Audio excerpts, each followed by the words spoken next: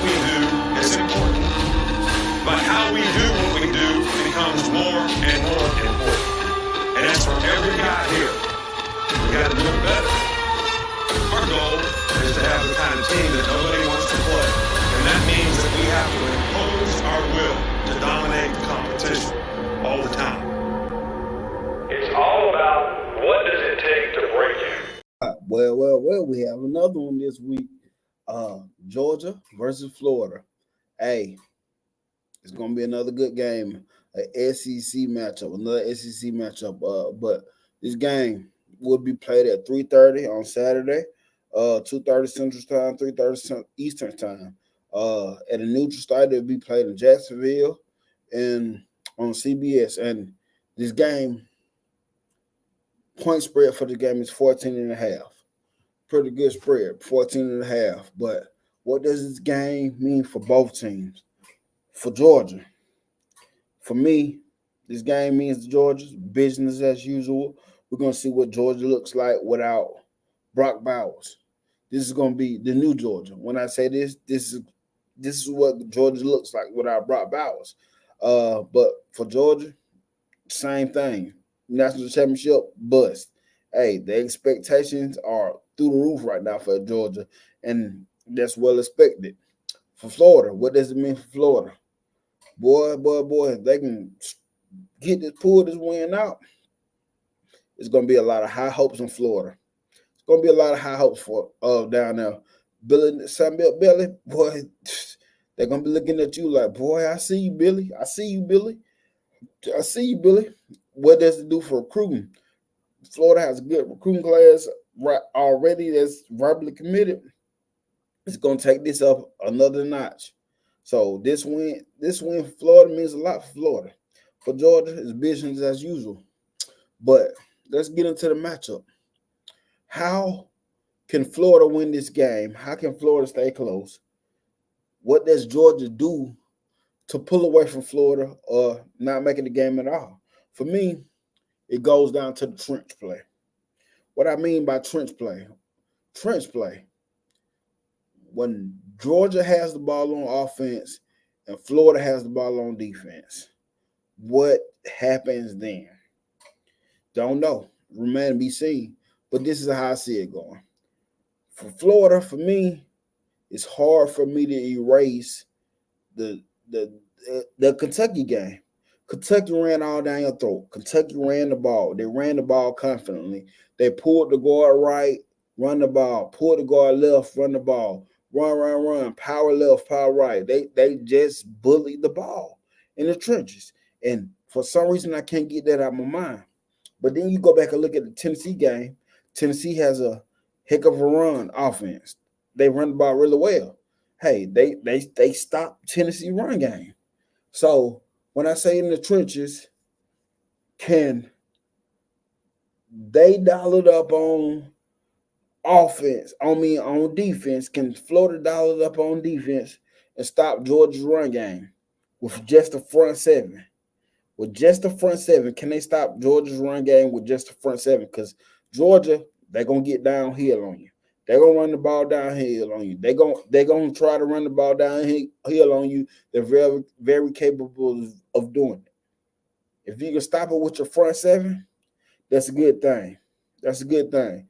Because now you're putting a lot in Brock Bowers' hands. So Florida stopping the run. So for Florida, if you can stop the run with your front seven, that'd be awesome.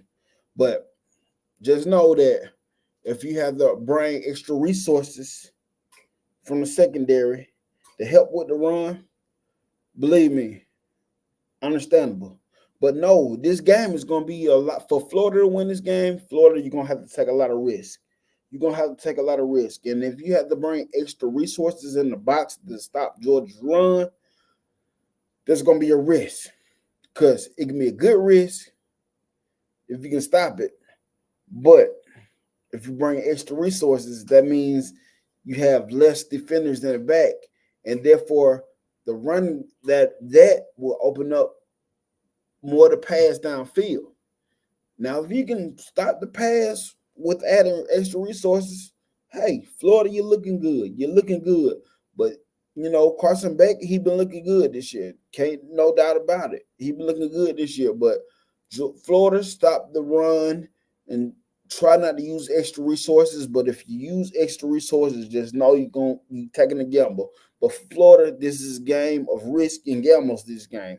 That's how you're gonna have to get at it with Florida. But if Georgia's able to get running downhill, and you allocating extra resources, and when you allocate extra resources, they have to let them pass catchers make plays. It's gonna be a long day. It's gonna be a long day. Georgia's still fiscal. We talk about Georgia's not 2021, 22, but they're still Georgia.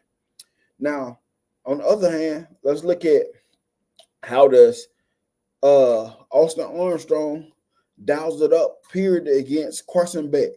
Carson Beck, first year starter, he's doing a heck of a job as a first year starter at Georgia. We can say they have some slow starts, some struggle wins, but whatever. They win the game. Georgia wins the football game. And I would say, how does Austin Armstrong dial it up on Carson Beck? Like I say, his game of chances and gambling. You're gonna have to take a risk. And I would say, do not try to play matchup for matchup with Georgia, because you would not win that matchup. So with Austin Armstrong, you're gonna have to dial it up. You're gonna have to be tricky. You're gonna have to take some chances. You're gonna have to take some chances. Sending them blitz.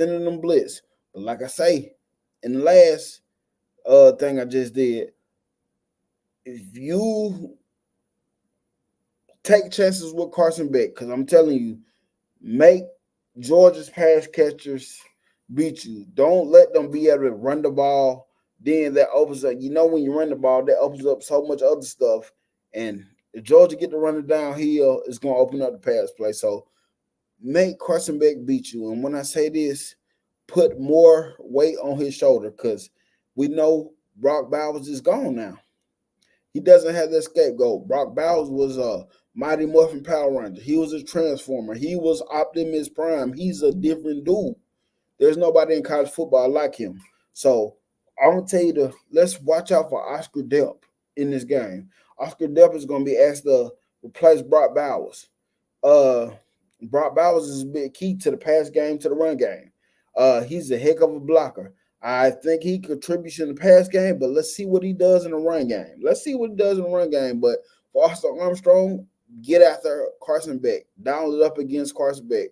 Let's see what Carson Beck is made of. Let's see what the pass catchers. Let's see what Raul Thomas, Rosemary Jackson. Let's see what those guys are made of. Let's see what those wide receivers can do. But for Florida, how does Florida attack this thing?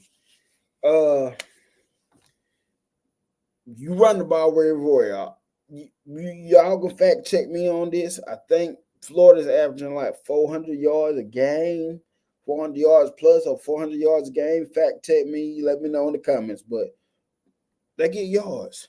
But I know they run the ball very well. Travis Etienne runs the ball very well. But against Georgia, Florida, you might want to have to get something going on the perimeters. You might want to have to get them linebackers flying left or right, keep them on their toes, keep them on track. And so with that being said, I got a receiver, Eugene Wilson, I think. Let's get him involved in the play. Let's get him involved try to get plays, make plays in the perimeter, get them linebackers, keep the linebackers on their toes, and open up the run game. Because when you start going the perimeter, that takes off some of the pressure in the middle, because Georgia's defense is not the same, but Georgia's defense is still good. So you're going to have to find a way to keep Georgia's defense off balance, to open up the run game. And if you get the run game going, hey, expect some plays to the one wide receiver, Pearsall. That dude is good. He's going to the NFL. He's a baller. Let's say that. But if you can't get nothing going on the perimeter, if you can't get nothing going on the run game, expect this game to be like the Kentucky game. They're going to smash you. So, like I said, the spread on this game is 14.5. Honestly, I don't have a score prediction. It can be one of those Georgia versus Kentucky games. We thought Kentucky was going to come and play, stand up, but they just smashed Kentucky. But It might be another game where they might just streak it out against Auburn. Hey, Florida, you got a tall task ahead of you. Georgia is good. And I will tell you this. I got Georgia to win.